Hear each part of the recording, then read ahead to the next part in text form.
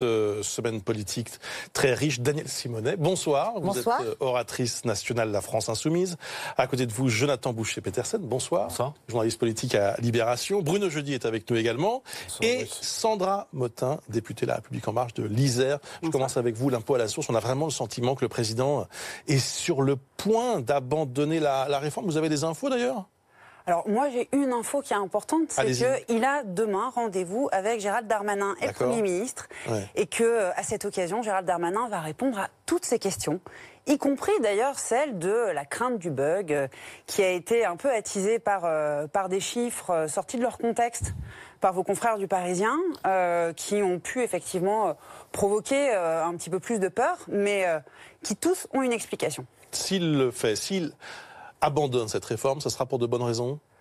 Forcément, parce que, d'abord parce que je pense qu'il est le premier à être au courant de tout l'investissement que les fonctionnaires des administrations, et notamment de Bercy, ont pu mettre pour faire de cette réforme une vraie réussite, et puis également de l'implication de tous les autres acteurs, que ce soit des institutionnels, caisses de retraite, ou même des entreprises privées, qui ont déjà consacré beaucoup de temps et d'argent. Donc, s'il prend cette décision, il sait qu'elle est lourde de conséquences pour beaucoup de monde, donc ce sera forcément pour de bonnes raisons. Danielle Simonet, on se dit pourquoi avoir attendu si tard pour prendre cette décision définitive alors que tout est sur les rails pour cette réforme depuis des mois. C'est une réforme même qui est même plus ancienne que cela, puisque c'était François Hollande qui souhaitait le mettre en place. Bon, mais si pour une fois Monsieur Macron pouvait écouter son opposition et enfin abandonner cette mesure. Parce que franchement, c'est pas aux employeurs, aux patrons de collecter l'impôt. Il faut respecter la confidentialité et imaginer tous les salariés, s'ils sont obligés de tout déclarer auprès de l'employeur, je pense que c'est vraiment pas une bonne chose. Et puis, écoutez, pour une fois, la France Insoumise et ce que nous disons est même soutenu par le président du MEDEF, qui lui aussi estime que c'est pas aux employeurs de le faire et qu'en aucun cas ça va leur simplifier leur tâche administrative. Mais il ne faut pas écouter les Français. C'est une mauvaise mesure. Eux, ils sont plutôt pour. On a vu un sondage hier. Les Français sont pour quoi ? Pour que l'impôt soit mensualisé et qu'on soit dans une logique la plus contemporaine entre ce que vous devez payer, ce que vous payez. C'est pour ça que nous proposons d'ailleurs un impôt contemporain, c'est-à-dire en fonction de vos revenus au mois M, vraiment le mois d'après, vous avez à payer, vous avez un ajustement par trimestre qui puisse se faire. Et qu'il y ait une relation, ce qui est possible maintenant avec Internet, avec l'automatisation, qu'il y ait une relation la plus proche qu'il soit entre les citoyens qui payent leurs impôts et l'administration fiscale. Mais il faut préserver la progressivité de l'impôt républicain et le fait que c'est à l'administration fiscale de le collecter et non pas aux entreprises. Jonathan Boucher-Petersen, est-ce que cette décision, elle va être prise sur quels critères ? Sur un critère technique, les bugs, ou sur un critère politique ? De toute façon, les bugs, ça aura des conséquences politiques, au-delà des conséquences pour la vie des gens. C'est que c'est effectivement aujourd'hui entre le crédit, modernisation, transformation, simplification et le risque politique. Bon, moi je trouve qu'on agite quand même beaucoup de peur au dernier moment sur ce sujet-là. Il y a un certain nombre de précautions qui ont été prises pour les questions de confidentialité. On peut déclarer une partie un peu forfaitaire et avoir une relation avec l'administration fiscale pour le reste. Donc à ce moment-là, vous perdez la simplification en tant que citoyen. Pour la majorité des gens qui ont simplement un revenu, un salaire et qui n'ont pas des patrimoines, parce que la plupart du temps, c'est ça qu'on essaye de cacher dans une entreprise, c'est d'avoir... Demandez, parlez-en aux femmes, elles n'ont pas spécialement envie, vu les batailles qu'elles doivent mettre pour l'égalité salariale, que le patron sache combien le conjoint... Le sujet est devenu problématique et on voit bien que chacun se jette dessus, c'est sûrement le jeu, mais c'est-à-dire au fond, ce qui est problématique pour les Français plus largement, c'est de recevoir une lettre de Gérald Darmanin avec le dernier avis d'imposition, tout ce qui est plus officiel. Ce matin, en ce qui me concerne... Annonçant que tout va bien, moi il y a quelques jours, j'ai eu le temps de la digérer et d'avoir entre-temps la cacophonie qui est entretenue. Emmanuel Macron, il a toujours été prudent sur ce sujet. Ça n'a pas été un aficionado du prélèvement à la source, il faut être honnête. On a retrouvé des archives qui sont sorties, lui candidat, lui président naissant, mais il avait des questions. On peut imaginer que depuis 15 mois, ces questions, il les a posées. Visiblement, quand on voit le scénario dévoilé par le Parisien, elles sont loin d'être résolues. Bruno Jeudi, c'est vrai que Gérald Darmanin, ministre des Comptes Publics, ça fait des semaines, des mois qu'il vient nous expliquer, ici même à BFM TV, tout va bien. et tout va bien se passer. Alors, il y a un problème. Il est le patron de son administration, oui. Et l'administration de Bercy, c'est son vieux rêve, le prélèvement à la source. Ça fait plus de 40 ans qu'ils l'ont vendu à peu près à tous les candidats à la présidentielle. Il y en a, je ne sais pas combien qui l'ont mis dans leur programme. Thierry Breton, au début des années 2000, qui fut ministre de l'économie et des finances, voulait aussi le faire. Et Jacques Chirac l'avait rattrapé par la manche au dernier moment en lui disant pas question. Donc c'est le vieux rêve de l'administration. Et Gérald Darmanin, eh bien, bon patron de son administration, il s'est laissé convaincre que c'était possible, que sur le plan technique, il n'y avait pas de problème. Macron, lui, je crois, beaucoup plus sage, il voit bien qu'au moment d'appuyer sur le bouton, il prend toutes les précautions. Je pense qu'il n'y a pas seulement des précautions techniques, il y a aussi une réflexion politique. Je pense qu'au-delà de ça, il sait qu'il est dans une situation où le ralentissement de la croissance, les mesures pour le pouvoir d'achat qui ont été votées, la baisse des cotisations CSG, la baisse partielle de la taxe d'habitation, ça c'est au mois d'octobre. Le bénéfice politique de ça, il peut le perdre au mois de janvier parce que les Français, quand ils vont voir leur fiche de paye, le choc fiscal, le choc de la feuille de paye. Ça va, tout ça, on ne l'imagine pas très bien. Ça peut faire mauvaise mayonnaise. Emmanuel Macron, il voit bien qu'il est dans une situation politique compliquée, et puis prendre le risque de ça, c'est-à-dire que si jamais, comme il dit, il y a 100 000 bugs, c'est pas seulement l'année 2019 qui risque d'être plantée. C'est peut-être aussi toute une partie. Donc il veut pas prendre de risque. Moi, je trouve que c'est plutôt assez sage. Alors évidemment, on voit bien, depuis 3 jours, une semaine, on essaie d'habiller un peu une forme de reculade, faut dire. Sandra Bottin, qu'est-ce que ça vous inspire, tout ce qui est dit, au fond, on a du mal aussi, c'est vrai, à comprendre cette hésitation.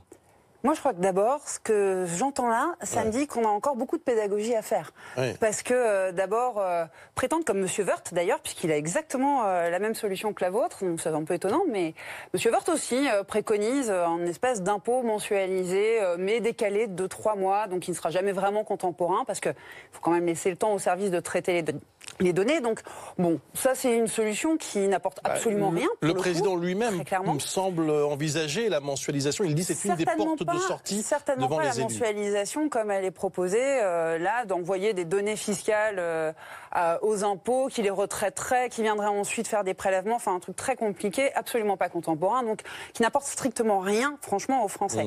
Après, j'entends aussi les problématiques de confidentialité, les problématiques de différence de salaire dans un même couple. Vous parliez d'égalité homme-femme. Il y a des choses qui sont dans ce texte faites pour l'égalité homme-femme et notamment pour protéger, je pense par exemple aux femmes qui sont retraitées, qui, c'est comme ça, la vie a fait que souvent elles ont des petites retraites, leur mari des plus grosses retraites, elles sont protégées par le taux individualisé. Donc tout ça me fait dire finalement qu'on a encore beaucoup de pédagogie à faire, que sur cette réforme, il y a encore un certain nombre de choses qui ne sont pas imprimées. Il reste peu de temps. Mais la majorité des Français sont pour, ça fait quand même des années, quelques années que c'est sur la table. Pour la mensualisation. Non, mais on a quand même l'impression que le débat commence aujourd'hui. C'est un peu, ça rappelle quand même le plan Borloo. C'est-à-dire que les gens s'agitent pendant des mois, voire des années sur un sujet. On a l'impression d'aboutir à quelque chose. Et tout d'un coup, Emmanuel Macron s'en saisit et on repart à zéro. C'est ça qui est un peu compliqué. Et surtout que c'est pas ça la priorité. La priorité, c'est quand même, franchement, de s'attaquer à la fraude fiscale et à l'évasion fiscale. Et ce gouvernement est toujours vraiment opposé à s'attaquer pleinement à ce vrai sujet. J'aimerais qu'on écoute ensemble Nicolas Hulot, qui est encore ministre de l'écologie, ne vous a pas échappé, tant que son successeur n'est pas nommé. Il s'est exprimé en arrivant à Paris tout à l'heure. On change l'organisation pour être plus opérationnel et plus efficace, et que tout le monde se mette au travail, mais pas simplement dans le gouvernement, que chacun prenne sa part de responsabilité dans un enjeu qui est compliqué, qui va plus vite qu'on ne l'espère, et qui mérite l'engagement de chacun. Voilà, que ma démission ne soit pas vaine, voilà, qu'elle provoque un sursaut. D'ailleurs, j'ai le sentiment que ça provoque un sursaut dans la société, donc rien que pour ça, ça vaut le coup. Que ma démission ne soit pas vaine, voilà ce que dit Nicolas Hulot tout à l'heure en arrivant à Paris. Daniel Simonet, vous avez une idée, vous, pour remplacer... J'ai pas de boule de cristal. Par contre, un bon profil. Ce qui est très intéressant, ce qui est très intéressant... Un portrait robot. Non, ce qui est très intéressant dans la déclaration de M. Hulot lorsqu'il démissionne, c'est que le message, en fait, qu'il veut faire passer, c'est quoi ? c'est que le libéralisme est incompatible avec l'écologie. C'est ça ce qu'il signifie. Qu'est-ce qu'il exprime? Ça, c'est votre interprétation. Non, c'est je pas peux vous dire une exactement ce phrase. qu'il On dit. s'évertue à entretenir un modèle économique responsable de tous ces désordres climatiques. Je veux dire, on ne peut pas être plus clair. Pour lui, il n'y a eu aucune remise en cause du modèle économique et donc ce gouvernement est allé de renoncement en renoncement. Je veux dire, est-ce que nous avons commencé à réduire l'utilisation des pesticides? La réponse est non.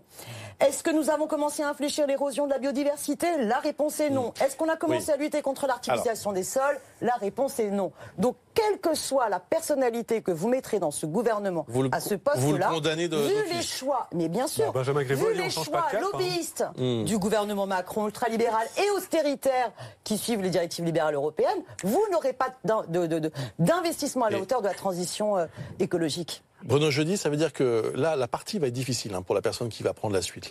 Est-ce qu'il faut un profil politique pour être capable de répondre à Madame Simonet, à tous ceux qui vont s'opposer à cette nouvelle personnalité? Soyons clairs, s'il s'agit de remplacer Nicolas Hulot, c'est sûr que c'est compliqué. S'il s'agit de trouver un ministre de l'écologie, c'est possible. Il y a des candidats, il y a des noms qui circulent. C'est vrai que le côté prise de guerre, trophée écolo dans le magasin là, on fera pas mieux, de Nicolas Hulot, on ne trouvera pas. Ouais. En revanche, trouver quelqu'un qui a un profil plus politique, alors c'est vrai qu'il y a des noms qui circulent, pourquoi pas Pascal Canfin, pourquoi pas François de Rugy, ou un profil, on va dire, spécialiste du dossier. Il y a le profil de Madame Laurence Tubiana qui était la négociatrice principale de la COP21. Qui connaît très bien son sujet, peut aussi faire l'affaire. Mais on voit bien que pour Emmanuel Macron, ce remplacement poste pour poste, il va falloir aussi l'accompagner d'un discours. Il va falloir, on va demain, enfin dès que ce nouveau ministre prendra la parole, on va décrypter ce qu'il va dire, les mesures, puisque forcément par rapport à ce qu'a dit Nicolas Hulot,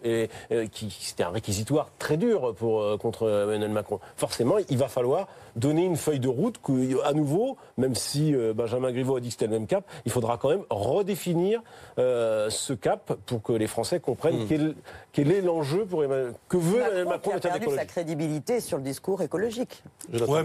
Au-delà de ça, c'était un peu une caution de nouveau monde quand même. Et Nicolas Hulot, quoi qu'on en dise, dans la façon de faire, dans le rapport à la société civile, dans cette façon de s'emparer des sujets autrement que par chapelle. C'est pas Stéphane Travert ou Gérard Collomb, les cautions de gauche du gouvernement. Enfin, je pense que c'est pas le pari qui est fait à l'Élysée. Ils sont lucides. Voilà, donc l'enjeu d'arriver à rééquilibrer. On dit le plan pauvreté qui va arriver bientôt. Ça, c'est par des textes politiques, l'idée d'envoyer des signaux sur ce gouvernement qui, ultralibéral, on ne sait pas, mais pro-business et pro-business exclusivement. Ça, on voit bien que ce côté unijambiste, il a posé problème à Nicolas Hulot. Il a posé problème à une partie de la gauche déjà. Il commence à poser problème à une partie de la droite parce qu'il donne pas spécialement de résultats. Voilà, cette équation de on n'est pas si nouveau et en plus on n'est pas si efficace, ça finit par faire une quadrature compliquée à gérer. Vous avez une info? J'ai pas d'info. Sur le successeur? Je suis un peu déçue parce que je pensais que Mme Simonet avait trouvé dans le MEDEF de nouveaux alliés et finalement vous les lâchez déjà sur le thème de l'écologie. Ah oui, puisque M. Roux Bézieux l'a dit, il l'a dit ce matin. Ça, il a mis l'écologie au centre de son mandat au MEDEF. Donc, preuve qu'on peut effectivement... Bien sûr, et vous pensez que la logique il faut de l'innovation et pour de l'innovation... Madame, vous pensez que la logique du 440 et de la financiarisation n'a aucune responsabilité dans la crise climatique? Pour faire de l'innovation, y compris en écologie, il faut de l'argent et effectivement, il faut des chefs d'entreprise, des investisseurs, les éoliennes, ça ne verra pas le jour s'il n'y avait pas eu des gens pour investir aussi dessus. Si la croissance verte, elle était là, et s'il y avait des émetteurs parmi ces chefs d'entreprise, si c'était un discours porté de façon un peu plus claire plutôt que les films ridicules de M. Gattaz ou le tout début de mandat de M. Roux Bézieux, voilà, il y a une responsabilité de chacun. On est bien d'accord que M. Roux Bézieux n'est pas M. Gattaz. Ça, je ne sais pas, moi je ne fais pas la com de M. Roux Bézieux. Et j'espère que ça va simplement changer. que M. Édouard Philippe, il est très aimable avec M. Roux Bézieux, sans qu'il y ait grand-chose de demander pour l'instant au patronat sur ces questions-là. C'est aussi efficace que le code éthique sur la rémunération des patrons. On va rester dans du déclaratif. On va essayer de faire avancer aussi. C'est le capitalisme vert. Dans le capitalisme vert, c'est pas vert. Il y a aussi du vert. Et donc, pour autant, le profil. Alors, moi, s'il y a une personnalité qui serait comme ça, effectivement, j'allais dire irréprochable sur le plan écologique. Elle a proposé le président du MEDEF. Non, j'ai pas proposé le président du MEDEF. Par contre, il y a une chose qui est certaine, c'est qu'on a vu en fait dans ce gouvernement des gens arrivés de la société civile, et là, on vient de voir une différence essentielle entre les experts d'un domaine et les militants. Et là, on avait un militant, et effectivement, passer du militantisme... Monsieur Hulot était un militant. Oui, c'est un militant écologiste, il l'a toujours été, il s'est revendiqué comme tel. Et c'était aussi une des composantes de sa personnalité et de son profil. On a vu aujourd'hui que c'était pas possible, et donc effectivement... Donc un peu une erreur, finalement, de prendre ce profil de militant. En tout cas, pour exercer des responsabilités politiques, ça me semble pas forcément la meilleure des qualités. Est plus souple. Bien, merci beaucoup.